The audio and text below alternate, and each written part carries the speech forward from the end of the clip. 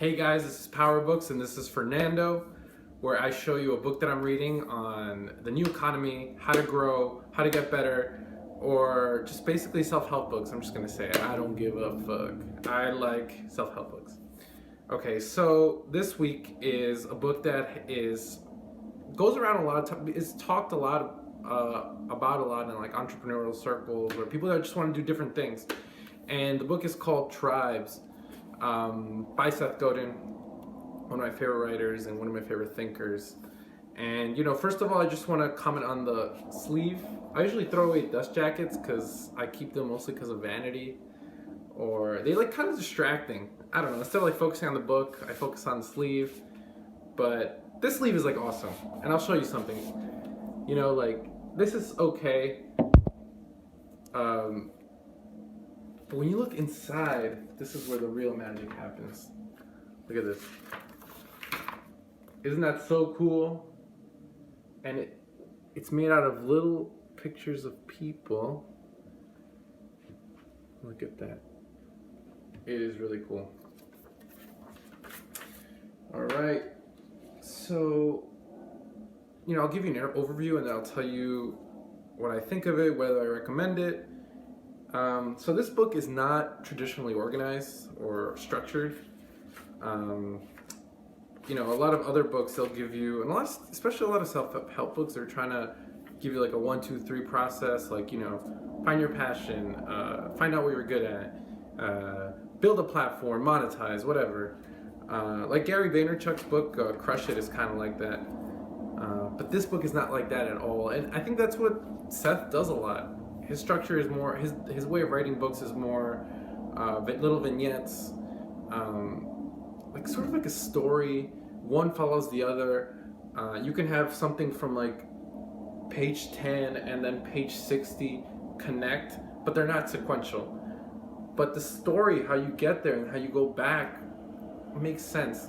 So while you're reading and it's all sort of like clicking, I think it takes time to sort of solidify the ideas and have something clear that you can work with. So I'll give you some of the favorite quotes I had and how they fit together. So I do an open note, I think it's called an open notebook, something Ryan Holiday does. You finish a book and then you write down your favorite quotes, your favorite ideas into little packets, little notepad cards, and you put the topic on top. So this card is authenticity. So this book is big on authenticity. So Tribes is basically about finding people with like-minded interests and connecting them. Before it used to be very difficult. Companies only with a lot of money could advertise everywhere. But now, because of the internet, you can connect with anybody you want. You can connect with the people that you connect with personally. And this is what it tells you. It tells you what's available, and it tells you that it's scary, and it tells you the possibilities, but it doesn't tell you how to do it. I think both are useful, and this is really kind of like a push, and it gives you that incentive to do this and shows you how important it is to make people's lives better. So, I'll give you some of my favorite quotes. The one I told you about authenticity, I'll give it to you right now. So one of the things he says is that, everyone's a leader now, because you can literally connect anyone using social media. But to be a good leader, you have to really be authentic to yourself and to the idea that the community organizes itself around. So this is what he says. He says, leaders don't try to please everyone. Great leaders don't water down their message in order to make the tribe a bit bigger. Instead, they realize that a motivated, connected tribe in the midst of a movement is far more powerful than a larger group could ever be. So this speaks to, first, being authentic.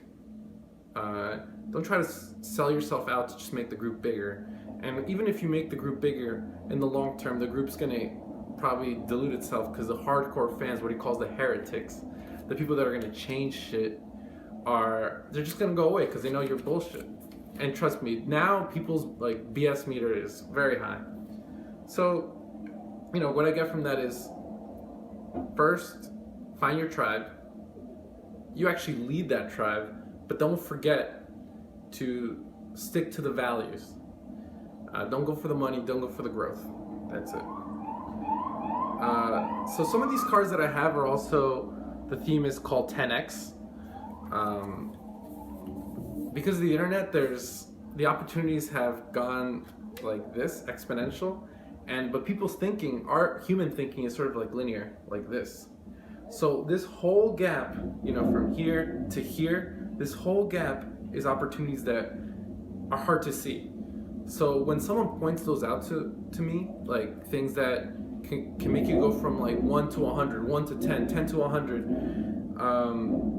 then I take notice. So this is something that Seth says, and it says 10x. So it says, leadership is scarce because few people are willing to go through the discomfort required to lead. This scarcity makes leadership valuable. Damn. I don't know what else to say about that. It's true. Leadership is scary. You got to put yourself out there. You're going to get rejected.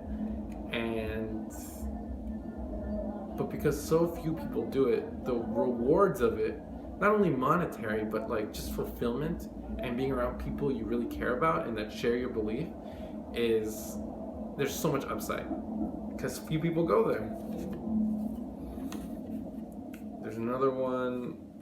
Look at it. This is very similar. I'm going to read all 10x. I'm excited about 10x shit. So almost all the growth that's available to you exists when you aren't like most people and when you work hard to appeal to folks who aren't most people. So it's the same thing as leadership. Don't trade in your values. Know that you are different. Everybody's different. You may try to fit in, but there's parts of you that are different. So don't try to do that. And there's going to be value in that. There's going to be growth, like he says. And look, continuing on this, he says, odds are that growth and success are inextricably linked to breaking the old rules and setting your organization's new rules loose in an industry too afraid to change. So I kind of messed up a little bit there, but growth happens by breaking the rules. And it's scarce because people are afraid to change. So if, all you do is just like, understand that fear. You can't get rid of that fear, but feel that fear and just take those steps. The law of supply and demand. The supply is very low and the demand is very high.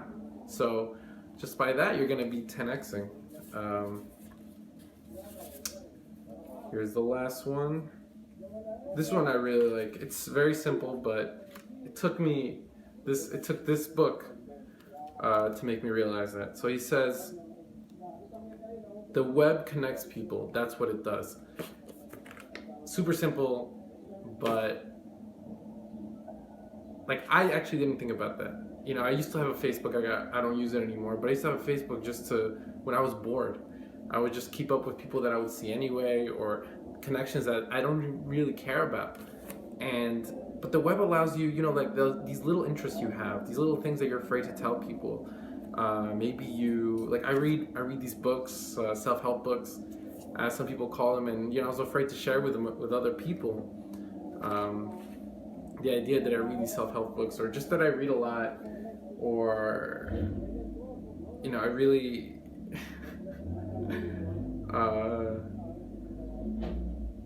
just like any little thing, maybe stuff that I'm a little embarrassed to say now, but just finding your community, any interest that you have, you could just reach out to so many people out there, and that's exciting. So just remember, the web is there to connect people, right?